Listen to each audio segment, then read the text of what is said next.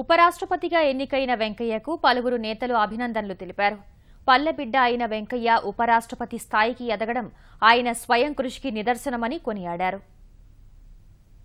వారందరికీ ఒక పెద్ద గర్వకారణం వెంకయ్యనాయుడు గారు. మామూలుగా అయితే 497-98 రావాలి. ఒక బీజేపీ తరపు నుంచి ఎన్డీఏ తరపు నుంచి ఒక 2-3 ఆబ్సెంట్ అయినా కూడా వాళ్ళు ఆరోగ్య కారణాల వల్ల రాలేకపోయారు. మొత్తం చూస్తే 11 ఓట్లు ఇన్వాలిడ్ అయినాయి.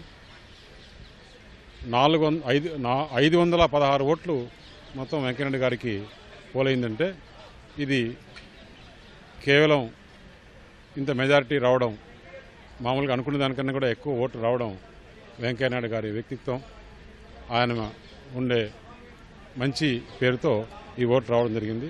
తెలుగు వారందరికీ మా అందరికి కూడా చాలా సంతోషంగా గర్వంగా ఉంది. ఒక గ్రామంలో పుట్టిన మధ్యతరగతి కుటుంబంలో పుట్టిన ఒక రైతు బిడ్డ వాళ్ళ భారత ఉపరాష్ట్రపతి అవ్వటం అంటే ఆనందించని వాళ్ళు ఎవరు ఉండరు. ఉభయ తెలుగు రాష్ట్రాల్లో ఉన్న ప్రజలే కాకుండా ప్రపంచంలో ఉన్న తెలుగు వాళ్ళందరూ కూడా ఆనందించే క్షణం ఇది.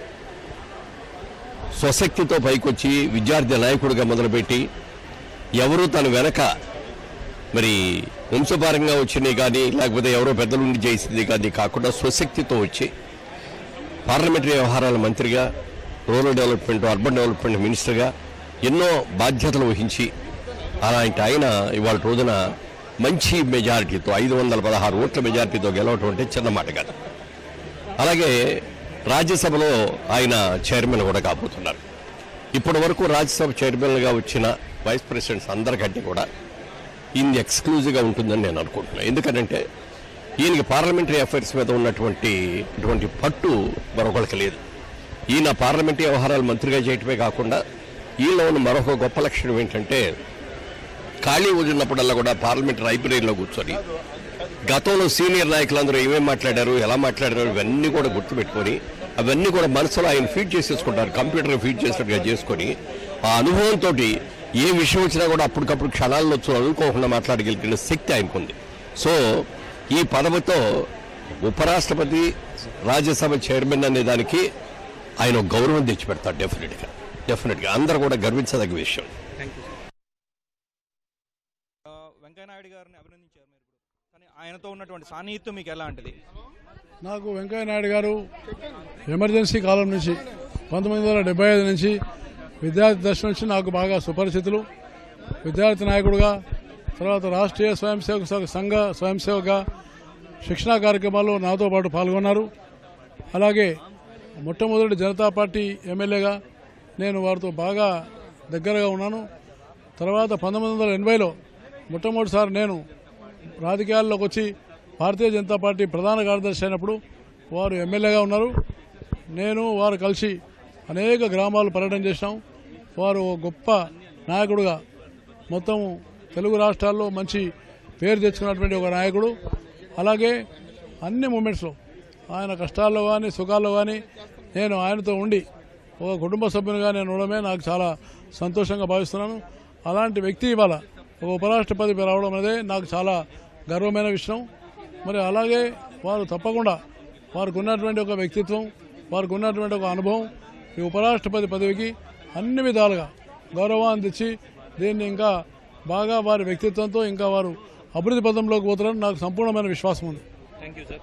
ఇది ఉపరాష్ట్రపతి పదవికి వన్నె తీసుకొచ్చేందుకు వెంకయ్యనాయుడు గారు కృషి చేస్తారని చెప్తా ఉన్నారు. ప్రస్తుతం మనతోటి తెలుగుదేశం లోక్సభ పక్ష నేత తోట నరసింహ ఉన్నారు. ఆయన అడిగి తెలుసుకుందాం. వెంకయ్యనాయుడు గారి విషయంలో ఈరోజు ఎన్నిక ఫలితాలు ప్రకటించడం జరిగింది. ఎలా భావిస్తారు? ఒక తెలుగు వ్యక్తిగా ఏ విధమైనటువంటి ఇది చాలా గొప్ప అనుభూతి. మొట్టమొదటిగా భారతదేశ చరిత్రలో ఒక తెలుగువాడు భారతదేశ ఉపరాష్ట్రపతి పదవి అన్నది రావడం జరిగింది. గతంలో వివి గిరి గారు ఒరిస్సా సంబంధించినటువంటి తెలుగువారైనా సరే ఒరిస్సా ప్రాంతానికి సంబంధించిన వివి గిరి రావడం, కానీ 100% మన ఆంధ్రుడైనటువంటి శ్రీ వెంకయ్యనాయుడు గారు మరి ఈరోజు భారతదేశ ఉపరాష్ట్రపతి మరిగా ఎన్నికవడం అనేది నిజంగా అత్యధిక మెజార్టీతో ఎక్కడం చూస్తాం మనం ఇప్పుడే రిజల్ట్ పరంగా. మరి ఈరోజు వెంకయ్యనాయుడు గారు ఎన్నిక తెలుగు ప్రజలు ఎక్కడున్నా సరే తెలుగు ప్రజల యొక్క విజయం నేను భావిస్తా ఉన్నాను.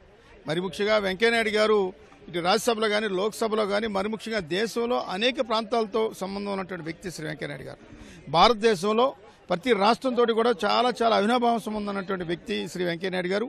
ముఖ్యంగా ఆయన శాసనసభ్యునిగా, భారతీయ జనతా పార్టీ దేశ అధ్యక్షుడిగా అనేక సేవలు పార్టీ కోసం చేసినటువంటి వ్యక్తి ఈరోజు మరి నరేంద్ర మోడీ గారి నాయకత్వంలో ఈరోజు ఆయన్ని ఎన్డీఏ అభ్యర్థిగా ప్రకటించి ఈరోజు అత్యధిక మెజార్టీతోటి మరి వెంకయ్యనాయుడు గారు భారతదేశ ఉపరాష్ట్రపతిగా ఎన్నికవడం మనం ఇప్పుడే రిజల్ట్ పరంగా చూసాం. ఏదైనా ఇది తెలుగువారు గర్వపడేటువంటి ఎన్నికని నేను అనుకుంటా ఉన్నాను. విజయాన్ని సాధిస్తా ఉన్నాను. గత 3 సంవత్సరాలుగా కేంద్ర మంత్రిగా మీరు పార్లమెంట్ సభ్యుడిగా వచ్చినప్పటి నుంచి గత 3 సంవత్సరాలుగా వెంకయ్యనాయుడు గారిని గమనిస్తున్నారు. ఆయన ఎలా ఉంటుంది, ఆయన పట్ల మీరు గమనించినటువంటి గొప్ప విషయాలు ఏంటి? వెంకయ్యనాయుడు గారు ఒక పాఠ్య పుస్తకం లాంటి వ్యక్తి. ఏం చేదంటే ఏ ఒక్క విద్యార్థి అయినా సరే పాఠ్యాంశాలు పాఠ్యపుస్తకాలు ఏ రకంగా నేర్చుకుని ఉన్న స్థితికి వెళ్తారో అలాగే ఒక రాజకీయ నాయకుడిగా మరి మాలాంటి కొత్త తరం రాజకీయ నాయకులకి వెంకయ్యనాయుడు గారు ఒక పాఠ్య పుస్తకం లాంటి వ్యక్తి.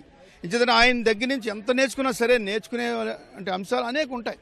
ఈరోజు దానికి ఉదాహరణ మనం నిన్నే చూడొచ్చు. ఆయన యొక్క బుక్స్ రాశారు. ఆయన గత 10 సంవత్సరాల క్రితం ఒక బుక్ని వాల్యూమ్ ఒకటి విడుదల చేశారు. నిన్నటి రోజున కూడా గౌరవ ప్రధానమంత్రిగా చేతుల మీదుగా వాల్యూమ్ 2, 3 అని ఒకటి, టైర్లెస్ వాయిస్ అని ఒకటి, ఈ రకమైనటువంటి 2 పుస్తకాలు ఆయన రాయడం జరిగింది.